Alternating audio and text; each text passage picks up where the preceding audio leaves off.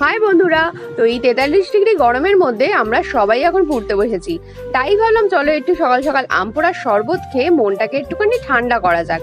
তো চলো এবার বানিয়ে নিই আম পোড়ার শরবত আমরা।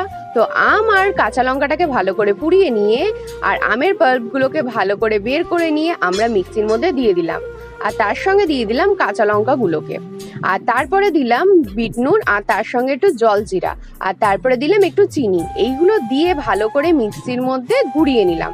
আর তারপরে গ্লাসের গায়ে মানে গ্লাসের মাথায় একটু দিলাম শুকনো লঙ্কা আর নুন দিয়ে একটুখানি গার্নিশ করে নিলাম।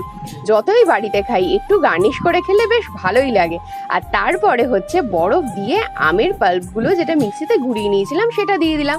তারপরে দিয়ে দিলাম আরেকটু ঠান্ডা জল। ব্যাস, চামচ দিয়ে নেড়ে যা দারুণ হয়েছে শরবতটা, সেটা খেয়ে একদম মনটা একদম জুড়িয়ে গেল।